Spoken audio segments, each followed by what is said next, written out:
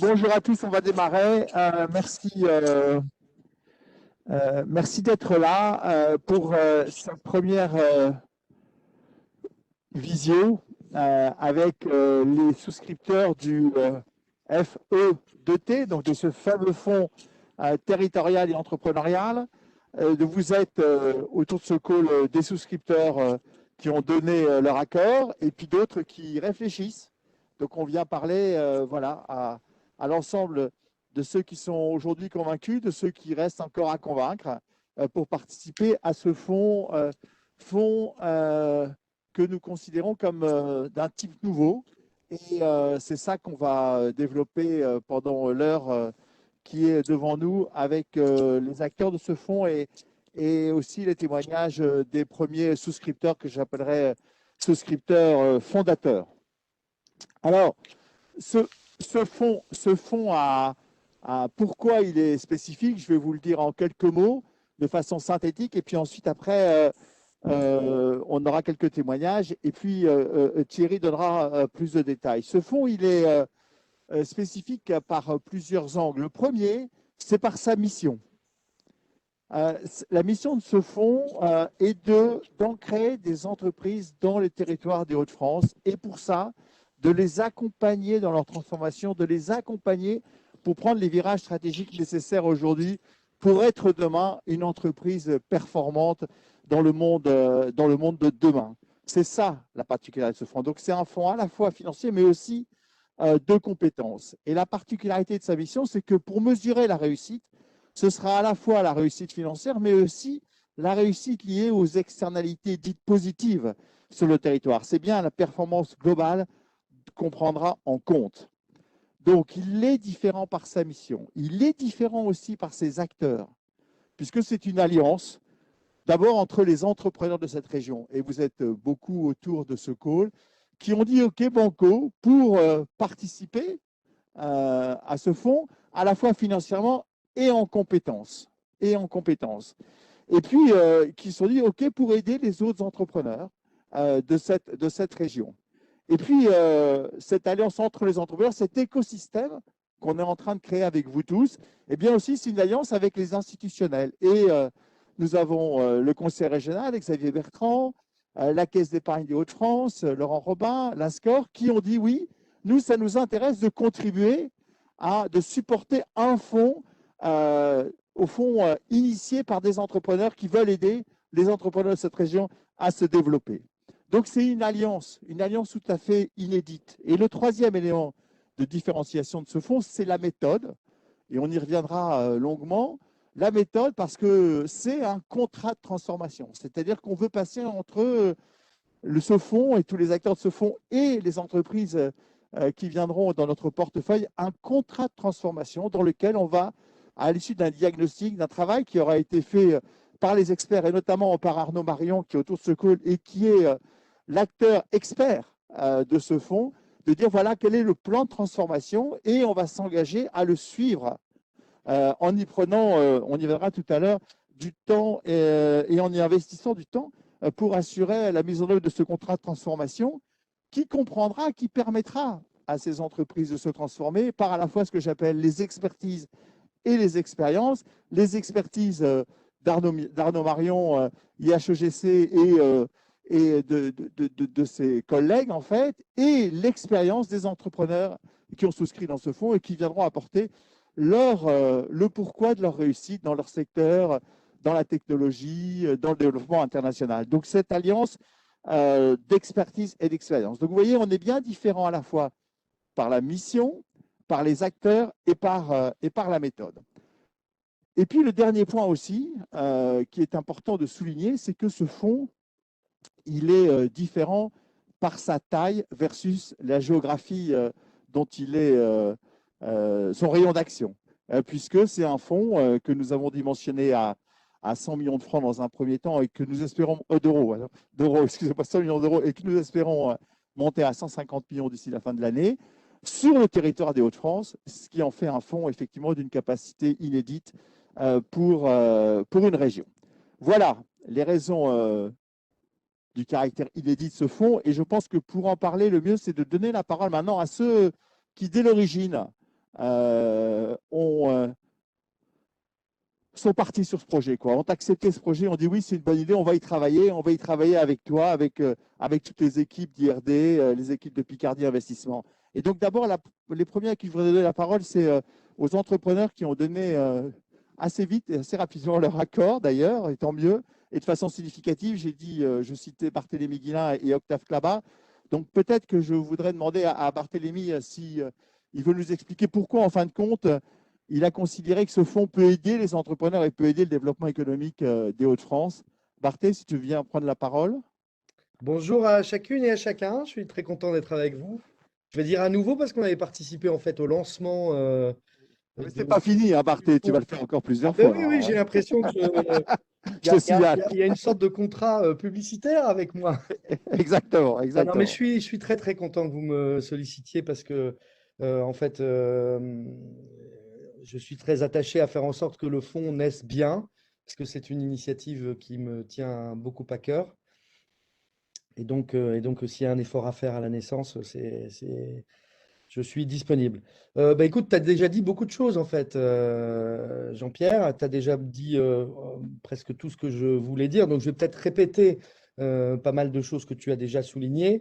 Euh, au nom de l'association familiale Mullier, au nom de notre écosystème, ça fait maintenant plusieurs années que je prononce le fait que nous avons une intention de nous rouvrir à notre écosystème local, à notre territoire parce que la réussite de beaucoup de nos entreprises à l'international, c'est bien, mais on ne pousse bien que quand on en a racines profondes, et nos racines, c'est le territoire. Je pense et je crois depuis très longtemps maintenant que on doit se repencher et réimpacter le territoire. Nous avons une place, je vais dire, perdue, d'influence perdue sur le territoire. Et ces belles idées, en fait, ça pouvait rester que des belles idées s'il n'y avait pas l'occasion de concrétiser ces paroles par la mise en action. Et en fait, ce fonds, pour moi, c'est l'occasion de concrétiser ces intentions d'ouverture que j'ai maintes fois prononcées. Euh, en- Si j'étais simplifiant pour décrire ce que je pense concrètement, c'est de dire que on va avoir l'occasion ensemble, entre entrepreneurs de la région, entre entrepreneurs du territoire, d'impacter notre territoire. Et c'est ce qui me plaît le plus. Donc voilà, et l'originalité du fonds, moi j'avais noté que ça tournait autour de trois grandes idées ou trois grands enjeux. Le premier, c'est l'accompagnement d'entrepreneurs par des entrepreneurs. Et ça, je crois que c'est très important. Donc, évidemment, il y a une place aux partenaires publics, mais c'est avant tout, en fait, un réseau d'entrepreneurs qui va accompagner des entrepreneurs. La deuxième idée forte, c'est que on part du principe qu'on croit en la force de notre écosystème local et de notre territoire.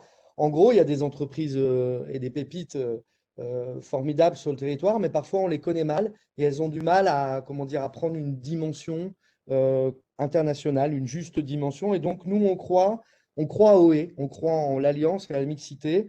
On croit que les grands peuvent aider les petits, on croit que les digitaux peuvent aider des industries, on croit que l'international et les entreprises positionnées à l'international peuvent aider le territoire. Donc c'est vraiment cette alliance du et qui est, je pense, une originalité de ce fonds.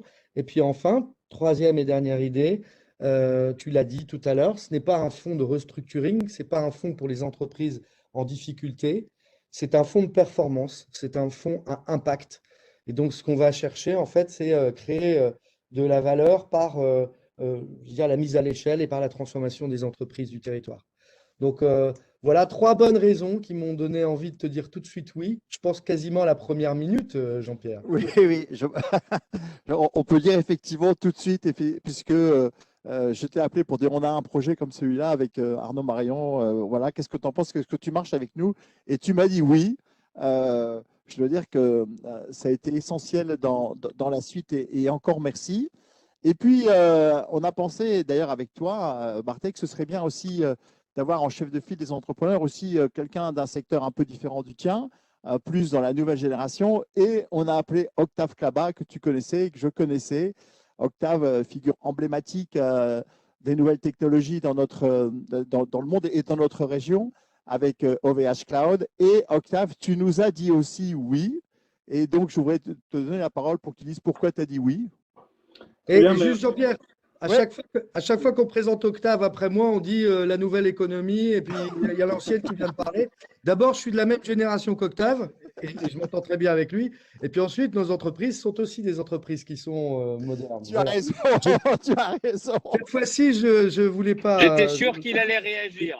J'étais sûr qu'il n'allait pas laisser passer ça, Barthélémy. J'en étais sûr. Non, mais je Voilà, voulais merci. savoir si tu avais coupé le micro ou si tu ne nous écoutais plus. Alors, Octave. bonjour, vous m'entendez? Oui, on t'entend, Octave. Très bien. Bonjour, je suis vraiment très heureux d'être aujourd'hui avec vous et puis participer à cette réunion, déjà au lancement et continuer en fait les échanges. Alors pourquoi en fait j'avais répondu positivement en fait à ton coup de fil pour plusieurs raisons en fait. C'est que je voulais m'inscrire dans un projet local. J'en ai pas eu vraiment l'occasion parce que assez rapidement j'ai fait évoluer l'entreprise à l'international en Europe et en Amérique du Nord. Et au final, quelque part, la présence locale, on l'a à travers l'impact local parce qu'on a des employés, mais en même temps, on travaille avec des fournisseurs locaux. Mais vraiment, je ne connais pas bien la région et ce qui s'y situe en fait comme d'autres entreprises. Et donc, ça m'intéressait en fait de connaître un peu mieux la région, de savoir quelles sont les super boîtes en fait dans le coin, qui ne sont pas forcément dans le numérique et faire, enfin, participer dans un fonds justement à la vocation pas nationale mais plutôt locale. Donc ça c'est le premier. Deuxième c'est que euh, numérique, il devient la fondation de ce nouveau monde sur lequel on est en train de construire, reconstruire plein de business à travers le cloud. On repense les business models, on repense l'expérience client, on repense plein de choses, les process, l'automatisation, la robotisation, l'intelligence artificielle. Il y a plein de buzzwords qui tournent autour du cloud, mais qui ont une application réelle. Et moi, je le vois au quotidien. Et on l'utilise sur VH et moi, je vois des clients qui l'utilisent. Et mettre ça à profit aux boîtes locales, moi, ça m'intéressait en fait de passer par cette case-là, d'essayer de partager en fait cette richesse des offres, cet écosystème qu'on a créé autour d'Overcloud et le faire profiter localement aux entreprises qui peut-être n'ont pas jusqu'à aujourd'hui l'occasion d'apporter du numérique dans leur process, dans leur activité et de se sensibiliser là-dessus et voir transformer des entreprises au numérique. Donc ça, c'était cette deuxième chose. Et après, troisième, en fait, c'est assez égoïste, en fait, c'est que ça m'intéresse d'apprendre. Et je connais, à chaque fois que je discute avec des entrepreneurs, j'apprends plein de choses. Et donc, en fait, j'ai envie de continuer d'apprendre comment les gens ils font les business, comment ils réfléchissent différemment de ce que moi je réfléchis, et d'enrichir quelque part mon propre big data, mon propre algorithme, et se dire tiens, il y a une autre manière de penser, pas seulement comme la mienne, mais il y a aussi d'autres manières de penser, et d'avoir des constats d'étonnement par rapport à comment les gens ils font et comment je fais et comment moi du coup je peux moi m'enrichir d'autres investissements ou d'autres business dans lesquels moi je participe. Et donc, c'était ces trois principales raisons en fait, m'ont fait répondre positivement en fait, à ton coup de fil et puis m'inscrire assez rapidement en fait, au lancement. Et puis, quelque part, j'attends avec impatience des next steps pour voir un petit peu, finalement, on parle de quelle boîte, qu'est-ce qu'elle fait, qu'est-ce qu'on peut faire, qu'est-ce qu'on peut, on ne peut pas le faire, qui est l'entrepreneur, comment ça marche. Voilà, moi, ça m'intéresse d'apprendre.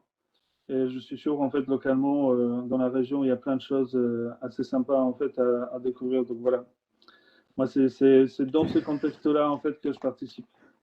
Merci beaucoup, Octave. Et je me rappelle très bien quand je t'ai appelé, tu m'as posé une question. Tu m'as dit, est-ce que ça va me prendre du temps? Je t'ai répondu oui, parce qu'on a besoin de tes compétences. Et tu m'as dit, heureusement que tu m'as dit ça, sinon je ne serais pas venu.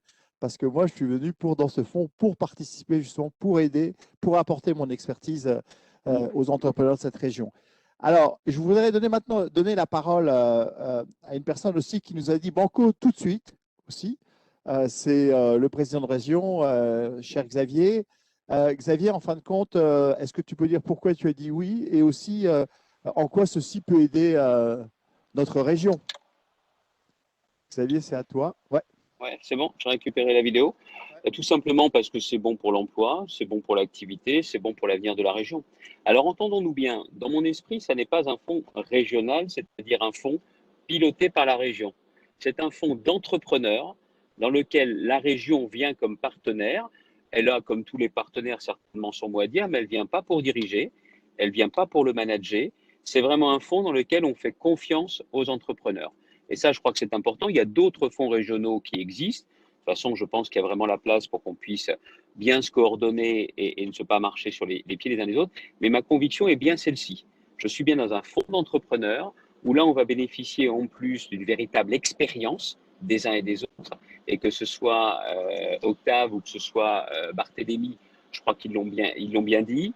En plus, un pilotage un peu original, un fonds très original, quelque chose qui n'a jamais été essayé. Et je pense que c'est tout son atout. Et c'est cette spécificité, moi, qui m'a donné envie de te dire, bah, comme tu l'as dit tout de suite, banco immédiatement. C'est né au cœur de la crise, mais l'idée, c'est de prendre vraiment un temps d'avance. Vraiment un temps d'avance. Alors, par rapport à l'idée de départ, on est peut-être sur des tickets qui sont parfois plus accessibles qu'on l'imaginait, mais je vous fais entière confiance. Et si je vous fais entière confiance, c'est pas seulement parce qu'on vient avec une tape dans le dos et une bonne poignée de main, on met aussi de l'argent, mais je veux bien aussi le préciser. Encore une fois, ce n'est pas un fonds que la région a vocation à piloter. Et entendons-nous bien, quand je vous dis cela, ce n'est pas qu'on vient sur la pointe des pieds, parce que notre pointe des pieds, c'est quand même plusieurs millions d'euros. Ce n'est pas du tout ça. C'est que je veux vraiment, comme je le dis souvent, ce ne sont pas les politiques qui créent les emplois, ce sont les entrepreneurs. La réussite de ce fonds, elle sera le fait des entrepreneurs. Et si je peux me permettre, alors regardez-moi pas comme le président de la région, mais comme un entrepreneur qui est à la tête d'une région où les résultats, ses actionnaires, c'est de l'emploi et c'est de l'activité. L'emploi et l'activité, celle d'aujourd'hui, celle de demain et celle d'après-demain, c'est ça qui m'intéresse. Ça va, j'ai pas été trop long, Jean-Pierre? Tu m'as pas envoyé un SMS pour me dire d'abréger? Ça va? Non, non, non, non, ça va. Je n'oserais pas faire ça, Monsieur le Président. Bon, t'en es capable, arrête. En tout cas, non, merci beaucoup. Parce que je l'ai dit la fois dernière, mais je répète, c'est vrai que si Barthé, Octave, Xavier, vous n'aviez pas donné un accord, ben, on ne serait pas là aujourd'hui. Hein, on ne ferait pas ce fonds parce qu'il a besoin de toutes ces composantes. Je voulais dire aussi qu'il y a d'autres entrepreneurs, dont certains sont en call, qui nous ont donné leur accord aussi. Je voulais souligner Fabien Derville, Thierry Le Tartre, oui, c'est le frère, et puis aussi Patrick Collin. Patrick Collin a double titre parce que Patrick Collin, en tant que Patrick Collin, unitaire, hein, c'est une magnifique entreprise en Picardie. Et puis aussi parce qu'il est président de Picardie Investissement, qui est un fonds territorial en Picardie et qui a décidé de venir travailler avec l'IRD aussi sur ce projet. Et on les remercie. Donc c'est bien d'ailleurs, Monsieur le Président de région, un fonds Hauts-de-France, puisqu'on sera aussi acteur en Picardie et il y a, on en parlait avec Patrick, des opportunités aussi importantes en Picardie et aussi Patrick s'occupe aussi de chercher aussi des souscripteurs Picard pour participer à ce fonds et franchement on remercie beaucoup. Et nous en avons parmi nous aujourd'hui. Et nous en avons parmi nous aujourd'hui et merci beaucoup à eux. Alors, la dernière personne à qui je vous donne la parole qui a aussi été rapide dans sa décision, je vais dire, puisque c'est bien qu'on ait des institutions financières. Et là, Laurent Robin, de la Caisse d'épargne Hauts-de-France. Laurent, j'ai vu que tu étais là tout à l'heure. Tu as aussi accepté d'être souscripteur dans ce fonds. Et je pense que ce qui est important, toi qui connais bien le monde des fonds, justement, c'est que comment tu vois ce fonds et l'intérêt de ce fonds pour notre région. Laurent? Oui. Est-ce Oui, que ça va. Oui. ça marche là? Alors, on t'entend, on t'entend. Parfait. Oui, bonjour à tous. Beaucoup de choses ont été dites, mais alors moi je représente la Caisse d'épargne de France. Alors après les jeunes générations, les jeunes industries, nous on a un peu plus de 100 ans d'existence. Pour autant, notre raison d'être, c'est véritablement le futur de la région. Et c'est à la fois la réussite des entreprises de notre région, et c'est aussi le développement de l'écosystème. Et donc ce fonds-là nous a semblé particulièrement utile parce que différent et complémentaire. Alors à quel titre? Ça a été dit par toi, par plusieurs intervenants, par Xavier, parce que moi je le qualifie comme étant un fonds activiste territorial. Et ça, pour moi, c'est quelque chose d'assez noble, c'est-à-dire qu'à la différence d'autres types de fonds, celui-là, il se veut avoir un impact particulier en ciblant déjà les ETI, hein, qui est une gamme d'entreprises particulière qui est absolument clé pour le futur et même l'après-demain de la région. Mais en plus, il se veut avoir un impact de par les compétences en matière de transformation qu'il mobilise. Donc ça nous a apparu comme étant utile, et c'est ce qui guide notre décision assurément, particulièrement, d'autant qu'en plus, il rassemble et il met en musique plusieurs compétences. D'abord, les compétences en matière de transformation avec l'intervention d'Arnaud, hein, qui participera tout à l'heure, et de ses équipes.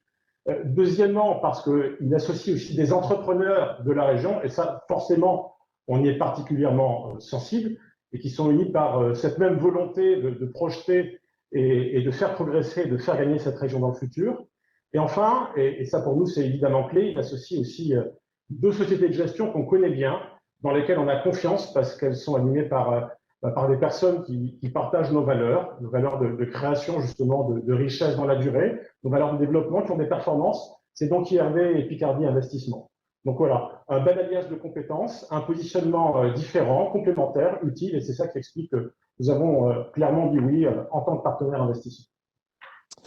Merci beaucoup pour tes messages et tes mots très, très gentils et vrais, en plus, que tu viens de faire, Laurent. Voilà, je vous propose maintenant, si vous êtes d'accord, qu'on passe dans plus en détail du fonds, qu'on vous explique comment fonctionne ce fonds, le contrat de transformation, etc. J'ai passé la parole à Thierry, qui va vous présenter dans les détails, sauf s'il y a une petite question là, à ce stade. Non, pas de questions. Bien, alors écoutez, vous allez écouter Thierry qui va ne faire qu'une fois de plus, vous donner encore plus envie de participer. Et donc à tous ceux qui n'ont pas encore dit OK, eh bien, si vous n'êtes pas vraiment convaincu, écoutez la partie détaillée qui emportera, j'en suis certain, votre adhésion. Bonjour à tous. Donc, pour ceux qui ne me connaissent pas, Thierry Dujardin. Est-ce que vous m'entendez? Oui, parfait. Thierry Dujardin, je suis le directeur général d'Anthropicité, également de l'IRD. Et c'est un plaisir pour moi et un honneur de vous présenter ce projet effectivement aujourd'hui, sachant que je passerai également la parole à Laurent Desbardes, qui est le président d'IRD Gestion, pour en présenter quelques éléments techniques. Et également à Arnaud, bien sûr, pour qu'il nous puisse nous présenter le contrat de transformation. Alors, beaucoup de choses ont été dites et vraiment merci pour l'ensemble des propos qui ont été tenus. Mais je voudrais les réitérer quand même un instant. C'est vrai que c'est moi qui ai la zapette, hein, j'avais oublié. Voilà. Revenir un instant sur la raison d'être. Tout simplement pour dire que ça n'est pas un fonds de plus. C'est un fonds qui se vend et c'est un projet qui se veut différenciant parce qu'il associe des compétences et un fonds.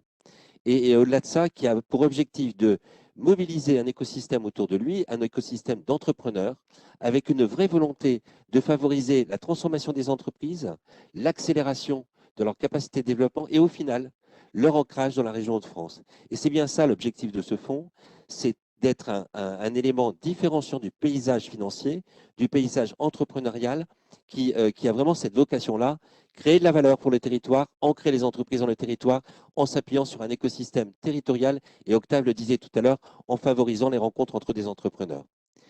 Ensuite, ce fonds, il est également différenciant par sa manière de fonctionner. C'est la combinaison de 3 savoir-faire, et 3 savoir-faire qui vont être largement et fortement appliqués dans la gouvernance de ce fonds. D'abord des entrepreneurs, champions, pionniers, des gens que Octave représente, que Barthélemy représente. On en a cité quelques autres. Je ne voudrais pas obliger non plus quelqu'un qui nous a donné son accord très rapidement, qui est Philippe Beauchamp également, qu'un certain nombre d'entre vous connaissent. Et donc les entrepreneurs sont vraiment au cœur de ce sujet, puisqu'ils vont être largement, et je l'évoquerai juste après, impliqués dans la gouvernance et également dans l'accompagnement de ces entreprises. Des experts de la transformation qui sont reconnus. Là aussi, je passerai dans quelques instants la parole à Arnaud. Ces experts de la transformation, ils ont un rôle de poser un diagnostic, d'écrire une feuille de transformation, mais également de superviser la transformation des entreprises. Trop souvent, on accompagne des actes de transformation. Notre objectif, il est clairement d'initier des actes de transformation et de les mettre en œuvre. Et la phase de mise en œuvre est un élément important. Et troisième triptyque de ce projet, c'est les acteurs que sont IRD Gestion et Picardie Investissement Gestion, qui sont 2 acteurs qui interviennent sur le marché du private equity en région Hauts-de-France depuis maintenant 30 ans, 30 ans, ça fait quand même quelques années, qui ont une équipe de près de 20 personnes aujourd'hui présentes sur les Hauts-de-France et qui, par leur présence historique et par leur présence avec des partenaires, avec leur connaissance de l'ensemble des acteurs du territoire, sont en capacité, effectivement, et on en parlera, de détecter les entreprises. En tout cas, c'est vraiment l'ambition qu'on s'est donnée et c'est l'ambition à laquelle on croit. Je vais venir sur le contrat de transformation pour dire en quoi il repose. C'est moi qui la zapette. Voilà. Voilà. Le contrat de transformation, il repose sur d'abord les entrepreneurs. Les entrepreneurs, Barthélémy s'est exprimé tout à l'heure, Octave également, et avec une vraie dimension, vous l'avez entendu, qui est une dimension d'implication dans la vie et dans la vie de ce fonds et dans l'acte de ce fonds. Et ces entrepreneurs, ils vont être acteurs à plusieurs niveaux. D'abord, ils vont apporter leur regard sur les entreprises, ils vont mettre en réseau, ils vont partager leur expérience et bien sûr, ils vont être largement contributeurs à l'acte de transformation et à la décision sur les opérations. Xavier le disait tout à l'heure, c'est un fonds d'entrepreneurs et c'est au cœur de notre projet. Et ces entrepreneurs, les entrepreneurs vous-même, seraient largement impliqués à la fois dans l'analyse des opérations, dans les décisions des opérations et au-delà de ça, dans l'application et le temps que vous y mettrez pour pouvoir accompagner les entreprises, parce que c'est bien sur ce fondamental, cet écosystème entrepreneurial que se constitue l'élément différenciant de ce projet. Deuxième point, l'équipe de transformation. Et là, je vais me permettre de passer la parole un instant à Arnaud pour dire en quoi cet élément, cette équipe de transformation va vouloir impacter les entreprises. Arnaud, si tu veux bien en parler. Oui, merci. Bonjour, bonjour à toutes et à tous. Bonjour, Monsieur le Président de Région. On a bien entendu que, à travers les discours différents des uns et des autres, et je remercie vraiment Barthélémy, Octave, Laurent, pour ce qu'ils ont dit, on a bien vu que tout ça, c'était le sens donné à l'action et il n'y a pas de transformation si on ne donne pas du sens à l'action. Le mot sens en français, vous le savez, c'est un mot diamant hein, qui veut dire à la fois la direction, la signification, mais qui contient en elle aussi l'émotion. Et donc derrière tout ça, il y a la raison d'être et c'est notamment la raison d'y être, aussi bien pour les entrepreneurs que pour les entreprises qui se transformeront. Donc se transformer, en fait, c'est faire converger un certain nombre de sujets et notamment c'est d'essayer d'avoir une vision sur le monde, une vision sur son marché, une vision par rapport à ses concurrents. On a vu ces derniers mois combien c'était important d'apprendre à se comparer pour pouvoir avoir sa propre vision singulière. Et donc pour pouvoir être en avance, pour pouvoir être différenciant, il faut être capable justement de se remettre en question. C'est la maïotique qu'il faut développer au sein d'une entreprise, réfléchir finalement sur ce qu'est l'entreprise, où elle va et pourquoi elle fait tout ça. Et c'est aider l'entreprise à établir sa propre feuille de route de transformation. Donc, on ira d'abord, dans un premier temps, faire un premier audit flash pour voir si on a les éléments. Si ensuite c'est validé par l'IRD, on ira établir avec l'entreprise sa feuille de route de transformation. Et ensuite, on l'accompagnera tout au long de l'investissement en allant non pas contrôler, mais en allant valider, en allant faire en sorte que effectivement la feuille de route puisse être appliquée, surtout avec les acteurs internes du changement et puis bien évidemment avec toute l'inspiration externe dont on a besoin. La transformation étant, alors pour moi, ce n'est pas deux choses. Ce n'est ni la diversification, qui est très bien, mais qui ne touche pas au core business, et ce n'est pas le fait de s'adapter, parce que quand on s'adapte, généralement c'est trop tard et on s'adapte aux autres. C'est au contraire mettre en œuvre 4 types d'actions qui sont à la fois des actions de performance que l'on comprend assez aisément, mieux, plus vite, moins cher, des actions d'allocation des ressources, où va la valeur et donc où est-ce qu'on va investir. Et puis, une approche de design thinking, c'est-à-dire d'être capable à se poser les bonnes questions au niveau d'une entreprise et d'intégrer toute la dimension du digital, de l'innovation, du go-to-market, de l'expérience utilisateur et surtout, et c'est pour ça que j'ai commencé par la raison d'être et la raison d'y être, c'est surtout la cohérence et la cohésion avec les grands enjeux contemporains que sont le climat, la biodiversité, bien évidemment, toutes les questions liées au partage de la valeur et au dialogue social. Et donc, c'est cet ensemble-là, qui est un ensemble cohérent, qui va permettre à l'entreprise de revoir son modèle, de le moderniser finalement, mais en faisant de chacun des top collaborateurs, un top 20 ou un top 30, ou un top 50, cela dépend de la taille de l'entreprise, les véritables acteurs du changement. Merci Arnaud. Vous m'entendez à nouveau? Alors, la troisième partie de cet écosystème et donc ce triptyque, c'est l'équipe de gestion ou les équipes de gestion. Mais comme tout à l'heure, Laurent l'a indiqué, Laurent Roubaix l'a indiqué, nous avons le même ADN entre IRD Gestion et Picardie Investissement Gestion. Nous sommes présents sur le territoire tous les deux depuis maintenant 30 ans, plus de 30 ans même pour Picardie Investissement. Je crois que ça fait 35 ans. J'en profite pour saluer Gilles Forteguer, qui je crois est parmi nous également, qui en est le directeur général, et bien sûr Patrick Collin, qui est le président du conseil d'administration, qui est parmi nous et qui sera aussi, comme entrepreneur, souscripteur du fonds. C'est ce qu'il nous a indiqué, n'est-ce pas Patrick? Et ces interlocuteurs, pourquoi ils sont essentiels également au dispositif? D'abord parce qu'ils sont les garants finalement de la bonne exécution du projet, puisqu'ils ont la responsabilité vis-à-vis de vous-même et au regard de réglementation AMF, puisque nous sommes des sociétés de gestion agréées par l'AMF, d'assurer la bonne exécution du projet, que ce soit sur le fond et sur la mise en œuvre de ce projet. Parce que nous avons une connaissance forte du territoire et on sait bien que les belles pépites peuvent être facilement repérées par des fonds parisiens ou des fonds nationaux. Je vous rassure, je n'ai rien contre eux, mais simplement, elles en oublient de temps en temps des entreprises qui sont au fin fond des Flandres ou au fin fond de l'Audomarois ou au fin fond du Vimeux ou au fin fond de l'Aisne, qui sont des entreprises moins connues et qui pour autant ont une vraie capacité de développement et qui veulent vraiment, si on les connaît et si on sait les identifier, constituer des pépites demain. Et ça, nous savons le faire parce que par notre présence sur le territoire. Et le troisième élément sur lequel je voudrais insister sur l'engagement de l'équipe de gestion, il est lié aussi à une caractéristique forte de ce modèle que nous proposons. Des personnes m'ont déjà posé la question, mais comment est-ce que vous allez convaincre un entrepreneur d'accepter un contrat de transformation? Eh bien, il y a plusieurs méthodes et l'une d'entre elles, c'est de prendre sur nous-mêmes le financement de cet acte de transformation. Alors, il faut d'abord, bien sûr, bien être d'accord sur la nature du contrat de transformation, bien sûr, être bien convaincus les uns et les autres qu'on a tous envie d'avancer sur une même voie et un même chemin, c'est certain. Mais en plus, on a pris cet engagement de financer sur les propres management fees que percevra IRD Gestion et Picardie Investissement Gestion une partie très significative de cet acte de transformation, puisque nous avons intégré à notre business model. Pour votre information, les management fees ont été retenus à 2%, donc ce qui est tout à fait un taux habituel sur ce type de fonds à 100 millions d'euros ou 150 millions d'euros. Mais sur ces 2%, seront financés tous les diagnostics opérationnels dont Arnaud a parlé, l'écriture de la feuille de transformation et 70 jours d'accompagnement, de supervision de l'acte de transformation. Faites le compte, c'est aux alentours de 100 jours qui sont alloués aux entreprises et qui sont financés par l'équipe de gestion. Et ça aussi, c'est un acte d'engagement fort de la part de l'équipe de gestion pour réussir ce projet. Et je voulais insister là-dessus. Notre objectif, enfin, c'est d'aider les entreprises à prendre les virages nécessaires pour rester ou devenir leader de demain en étant associés. Et on s'est fixé un objectif d'association pendant une période de 5 à 7 ans. Ça peut aller un peu plus loin. D'ailleurs, vous verrez dans les caractéristiques, c'est un fonds qui est assez long dans sa maturité. Mais ça peut aller un peu plus loin si c'est nécessaire de rester un peu plus longtemps pour assurer la transformation effective de l'entreprise. Et le positionnement, il est simple.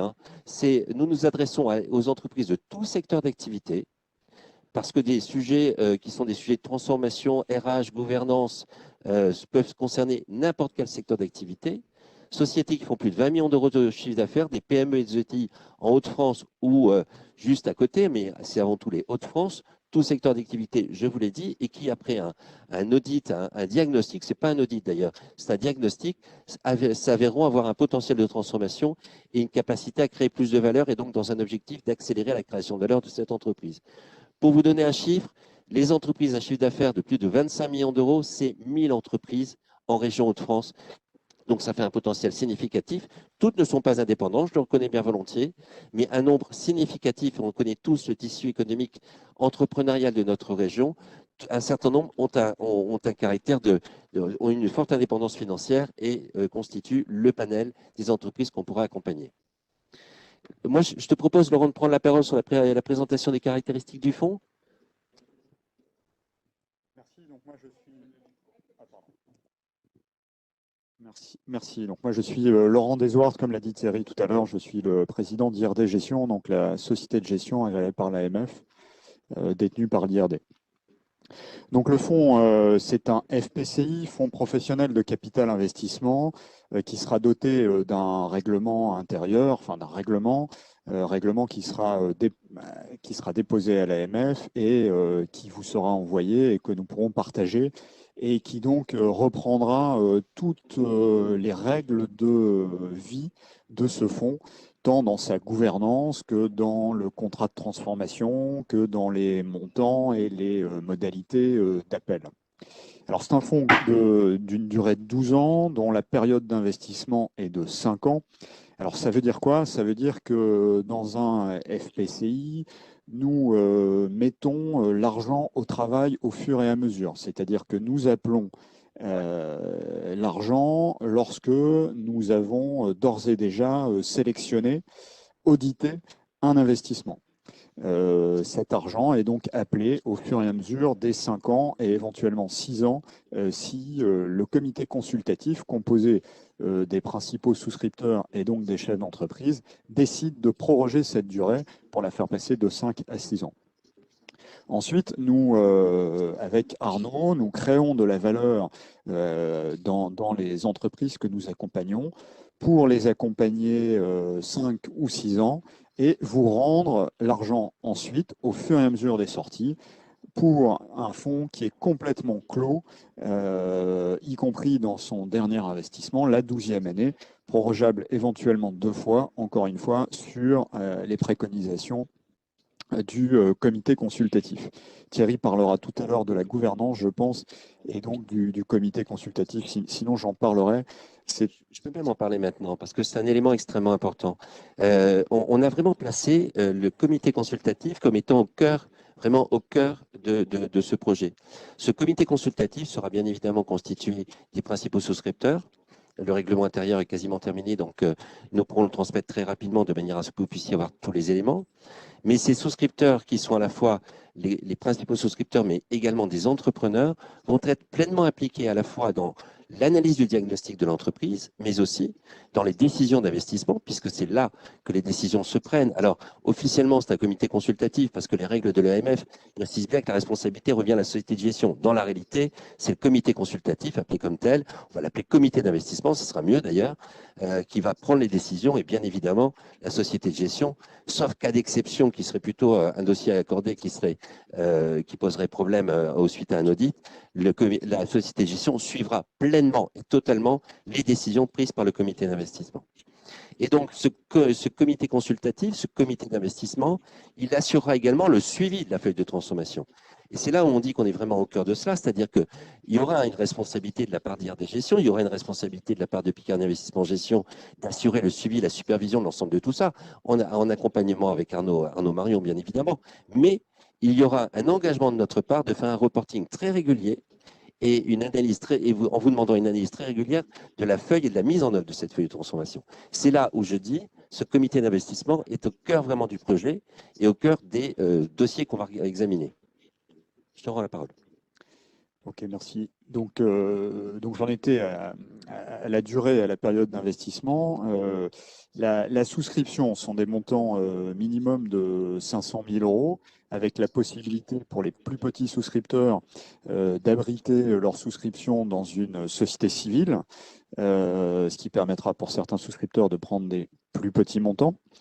Tu veux intervenir? Je veux simplement dire qu'on a décidé de créer une société civile pour les souscripteurs en dessous de 500 000 pour avoir notre recruteur et que nous avons eu l'accord, puisque j'ai vu qu'il était sur le call, de Philippe Beauchamp pour être le président de cette société civile et je l'en remercie.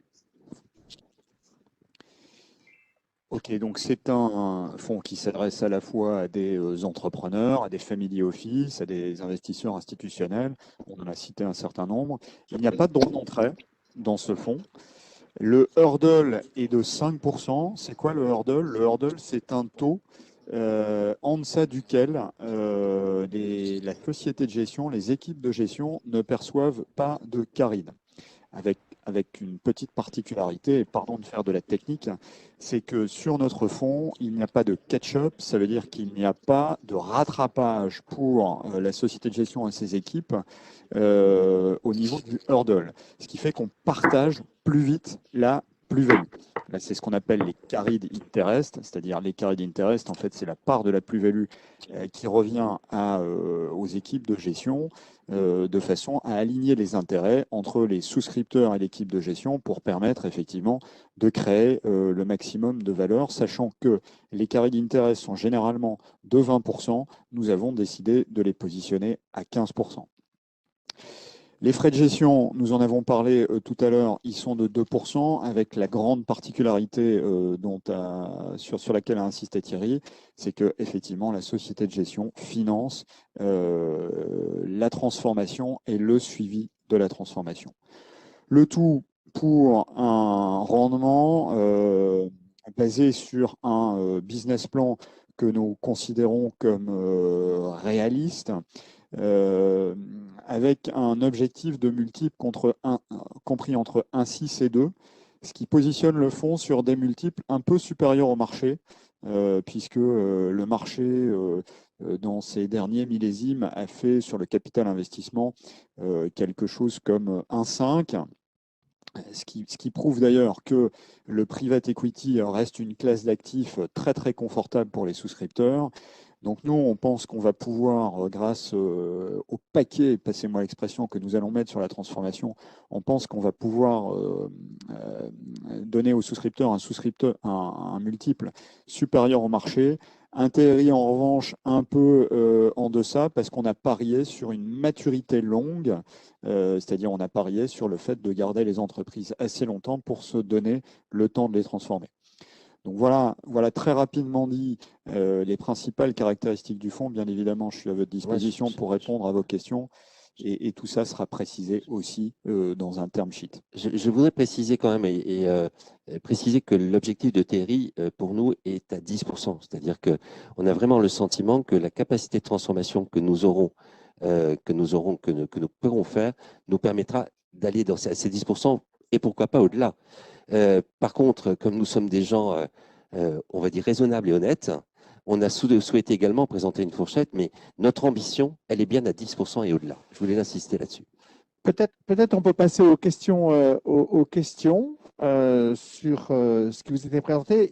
Les plaquettes de présentation sont finalisées, donc elles vous seront envoyées demain à tous ceux qui ont participé à ce call. Juste une dernière précision, c'est que notre ambition est d'accompagner entre 10 et 12 sociétés sur la période. Donc, ça fait des tickets, et comme l'a dit Laurent, entre 5 et 10 millions d'euros, voire un peu plus. C'est-à-dire qu'on peut aller jusqu'à 15% du montant du fonds. Donc, à 100 millions, ça veut dire qu'on pourra aller jusqu'à 15 millions d'euros. Ce qui donne une vraie capacité d'accompagnement financier, en plus de l'accompagnement en transformation. J'insiste sur ce point-là. Et deuxième point sur lequel je voudrais insister également, c'est que ce fonds, on l'a dit, il a largement répété, se situe dans un écosystème. C'est-à-dire qu'on a une très forte connaissance des autres acteurs et on a parmi nos souscripteurs des acteurs qui seront susceptibles également d'accompagner des projets également. Donc ça veut dire qu'il va également être en capacité d'aller au-delà de ces montants que je viens de citer par une politique de co-investissement active qu'il pourra déployer avec l'ensemble de ses souscripteurs et avec des fonds amis que nous connaissons depuis bien longtemps. Bien. Est-ce qu'il y a des questions ou des remarques?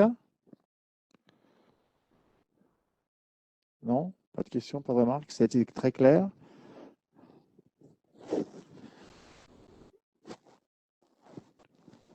Oui, bonjour. Ah oui. Excusez-moi. Oui, bonjour, moi j'ai une question. Bon, oui. Bonjour. Vous m'entendez Julien Pesetta. On parle, bon, j'ai pas mal l'habitude des fonds private equity. Et il y a une question qui me vient souvent et qui est d'autant plus pertinente, je pense, sans me jeter de fleurs, dans le cas d'un fonds régional avec de la création de valeur et encourager des entreprises régionales et faire travailler des entrepreneurs locaux, etc. C'est la question de la sortie. C'est-à-dire que la finalité quand même d'un fonds de private equity, c'est certes de soutenir les entreprises, mais comme vous venez de le souligner, c'est de faire une sortie, donc au bout de quelques années, avec un TRI de 10%. Le TRI, évidemment, c'est important. Là, vous parlez à des entrepreneurs et des investisseurs qui veulent pas perdre d'argent. Mais j'aimerais bien savoir ce que seraient les hypothèses de sortie, sachant que quand on parle d'entreprises régionales, évidemment, on va peut-être éviter de vendre à des Qataris ou des Chinois, pour prendre des exemples un petit peu extrêmes. Comment ça marche en termes de conflit d'intérêts par rapport à des entrepreneurs qui seraient souscripteurs dans le fonds et qui pourraient être intéressés à racheter des parts dans ces sociétés. Parce que là, vous allez avoir quand même des entrepreneurs régionaux qui ont des capitaux, qui travaillent peut-être dans des domaines d'activité qui vont les intéresser, enfin qui vont intéresser les entreprises qui seront à céder à la sortie du fonds. Et deuxième question qui est un peu un corollaire, c'est, puisqu'on parle de fonds régional et qu'on promeut l'entrepreneuriat local, c'est la question de l'emploi. Est-ce que les entreprises dans lesquelles le fonds va mettre de l'argent, il y aura des incitations à créer de l'emploi, clairement. Voilà. Je pense que monsieur Bertrand est peut-être encore dans le call.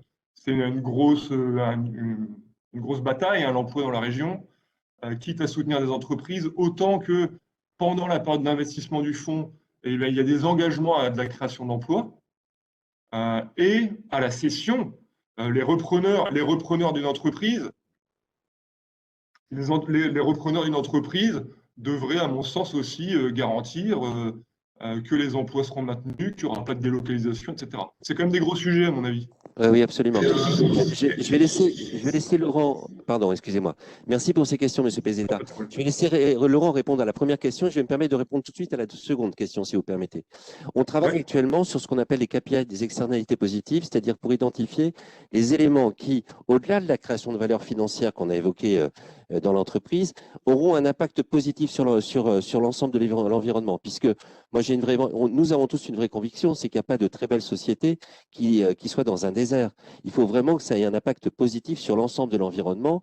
Quand je dis environnement, bien évidemment, je pense à l'environnement, le climat, etc. Mais je pense également à l'environnement d'emploi autour de ça. Donc ça, c'est un point. Et bien évidemment, ces KPI, ces externalités positives, sur lesquelles on est en train de travailler dans une logique ESG, RSE et responsabilité au sens large, ils seront partagés avec l'ensemble des souscripteurs de manière à ce qu'il y ait une vraie grille de lecture commune sur l'impact sur l'entreprise, mais au-delà de ça, l'impact sur le territoire. C'est une première réponse que je voulais vous donner par rapport à ça, qui me paraissait extrêmement importante. Le deuxième point, c'est qu'en termes de création d'emplois, bien évidemment, l'objectif, c'est de faire en sorte que ces sociétés puissent créer de l'emploi. Mais je dirais de manière directe et indirecte. C'est-à-dire que l'espoir que l'on a aussi, la volonté qu'on a aussi, c'est que ces 10, 12 sociétés qu'on va accompagner, elles vont faire grandir également leurs sous-traitants, leurs fournisseurs, leurs clients, leurs sociétés de communication, les imprimeurs, etc. Bref, tout l'environnement qui est autour d'elles et qui permettra de créer de l'emploi dans l'entreprise, mais au-delà de ça, indirectement. Si on arrive à faire en sorte, et c'est vraiment notre ambition, d'avoir 10, 12 pépites qui savent attirer avec eux tout un écosystème entrepreneurial et des entreprises qui grandissent par la même occasion, je pense qu'on aura tout gagné. Voilà. J'ai répondu à votre question? Ouais, je demande que ça se vérifie. On va faire en sorte que ça se vérifie. Et nous, si la région vient, c'est bien parce qu'il y a la logique emploi et entrepreneuriat. Alors, je vais répondre à la question sur la sortie qui est une question absolument clé. Et toute notre thèse, en fait, c'est de laisser le choix à l'entreprise et de la transformer suffisamment pour qu'elle puisse choisir son destin et non pas forcément se vendre à des grands groupes. Moi, je pratique ce métier depuis une vingtaine d'années maintenant et des sorties, j'en ai fait quelques-unes. Et il y a un nombre de sorties et qui nous rend tout à fait satisfaits en tant qu'investisseurs, puisqu'on fait une belle exit, mais qui en même temps n'est pas tout à fait satisfaisant d'un point de vue régional, parce que c'est une sortie qu'on subit, parce qu'on se rend compte quand je dis on subit, je parle de l'entreprise, parce qu'on n'arrive pas à franchir notre plafond de verre, parce qu'on n'arrive pas à s'organiser d'un point de vue managérial pour faire face à la concurrence. Or, c'est bien là tout notre propos, c'est de rendre plus solide l'entreprise pour qu'elle reste en région, justement. Et ça, on compte sur toute la technique d'Arnaud, on compte sur les entrepreneurs pour aider les entreprises à se transformer et donc pas subir leur choix. Ensuite, si effectivement le marché fait que il faut vendre l'entreprise à l'extérieur, évidemment, nous ne serons pas obtus et nous nous rendrons à la réalité économique. Donc ça, c'est un fait certain.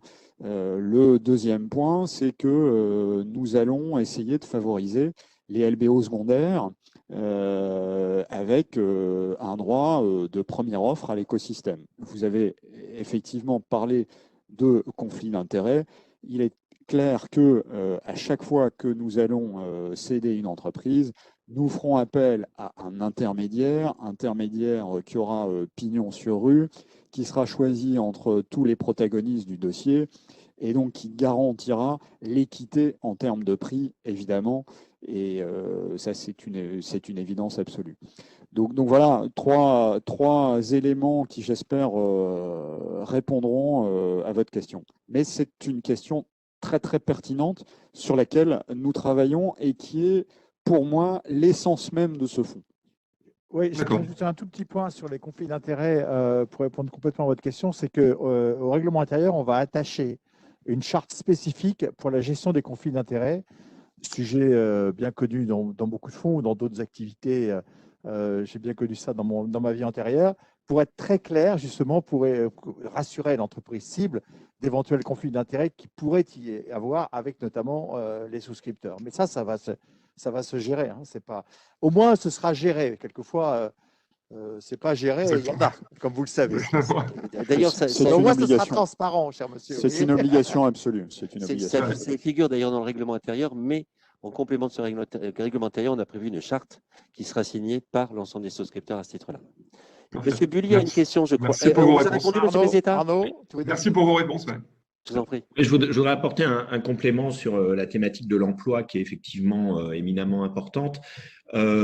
Pérenniser, le but d'une transformation, c'est de pérenniser en fait, c'est de donner de la résilience, de la résistance, de l'antifragilité et de donner une vision durable en fait. C'est l'entreprise augmentée dans une vision de développement durable de l'entreprise elle-même.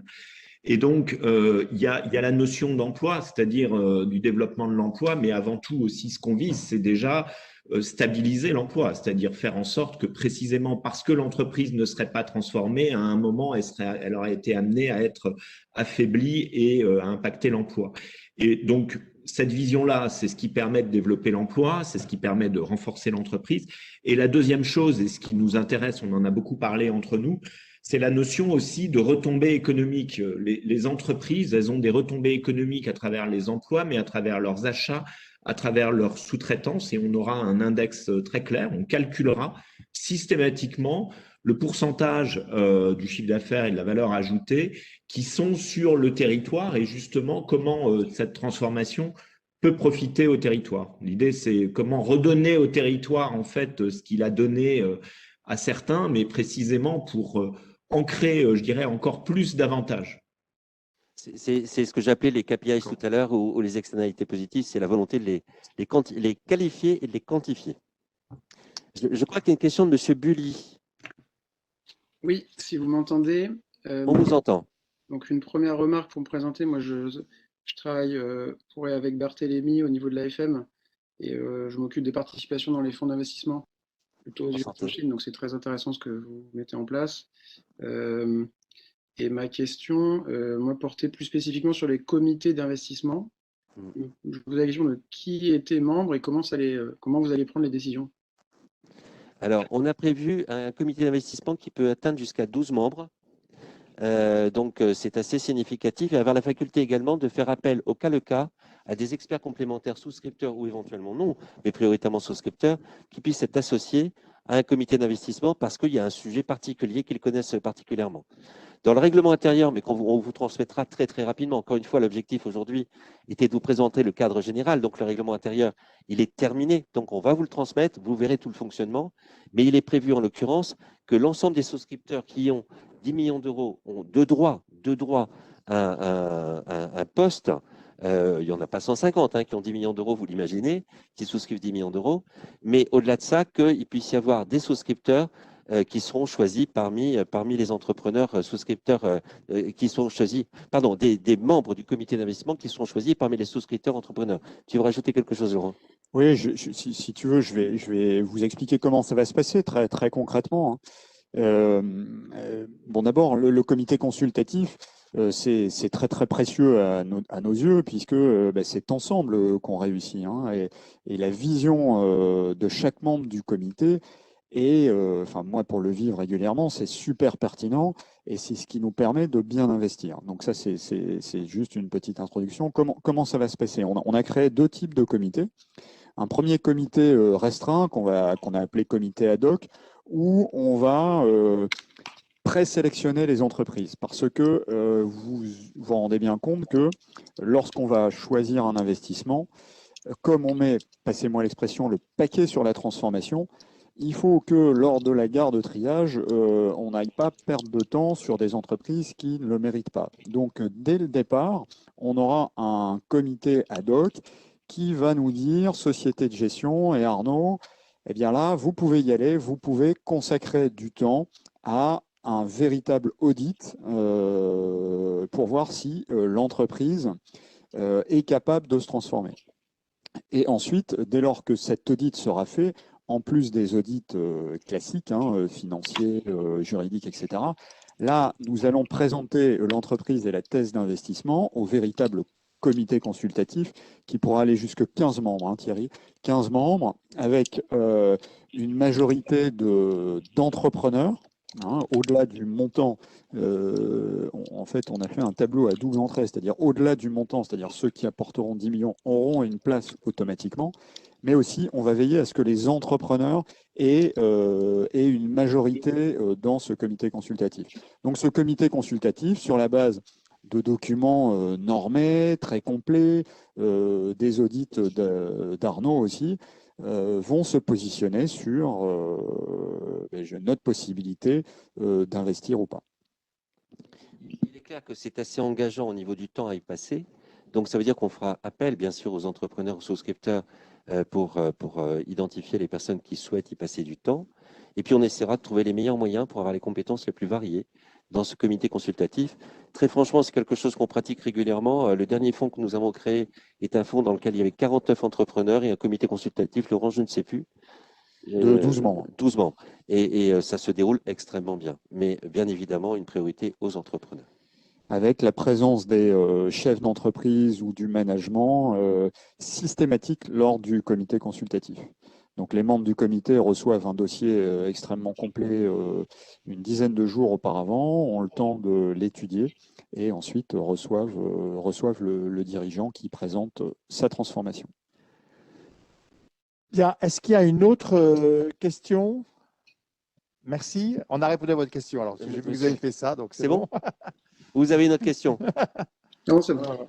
Bon, merci. Bien, chers amis, si vous avez plus d'autres questions, on avait prévu, alors si confusion dans les mails, mais on avait prévu 1 heure, donc on est à 65 minutes. Je suis respectueux de votre temps. Est-ce qu'il y a d'autres questions? Donc, peut-être pour vous dire la suite, vous allez recevoir les documents détaillés à la fois, vous recevrez d'ailleurs un document détaillé souscripteur et un document détaillé en fait entrepreneur. Donc, on a un document pour les cibles, un document pour les souscripteurs, mais pour ce qui vous concerne, vous avez les deux, bien sûr, pour les regarder. Et puis, on vous appellera pour venir vous en parler plus en détail, en espérant que… On transmettra également les term sheets pour qu'il y ait les éléments techniques aussi. Voilà, hein. le timesheet.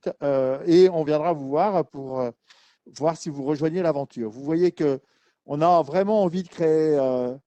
je pense que la particularité, la SCOR aussi, oui, je vous l'ai dit tout à l'heure, est partie prenante. On a d'autres d'ailleurs qui sont en cours de discussion, mais je crois que vous avez bien compris que, en fait, c'est vraiment un écosystème qu'on est en train de monter au niveau d'une région avec les moyens nécessaires pour effectivement avoir un impact. Vous l'avez dit, un fonds significatif, ouvert, très largement ouvert aux possibilités de co-investissement. Hein. Et si on a toutes ces compétences et cette connaissance de la proximité, je suis certain que beaucoup de gens voudront co-investir avec nous, hein, si on réussit. Et donc, on est vraiment en train de créer quelque chose de… Voilà, c'est… les décideurs, entrepreneurs et les institutionnels qui, ensemble, décident d'aider à la transformation des entreprises d'une région pour que cette région garde son ancrage. Au fond, j'ai envie de dire, pour assurer, entre guillemets, on en parle beaucoup en ce moment, une certaine souveraineté territoriale. Laurent Robin disait c'est un fonds d'activistes territorial, bien sûr, hein, pas d'activistes comme on les entend par ailleurs, mais je pense oui, ça a une vraie volonté entrepreneuriale, ouvert aux meilleures compétences sur le sujet de la transformation et ouvert, bien entendu, parce qu'on ne restera ancré dans le territoire que si on se développe et qu'on va beaucoup plus loin que son territoire. Voilà, c'est l'objet de ce fonds. On espère vous avoir convaincu. Merci aux souscripteurs fondateurs. Alors, je les appelle comme ça maintenant. Aux souscripteurs fondateurs. Merci aux piliers avec Arnaud. Pour la petite histoire, c'est quand même une histoire qui date de plus d'1 an et demi, d'un coup de téléphone entre Arnaud et moi sur ce sujet de créer un grand fonds territorial, et bien avant le Covid d'ailleurs. Donc voilà, merci à tous et on espère vous retrouver pour cette belle aventure. À très bientôt. Merci, à très bientôt. On vous transmet les éléments dans les 2 jours qui viennent. Merci en tout cas. Merci pour votre écoute et votre présence. Merci.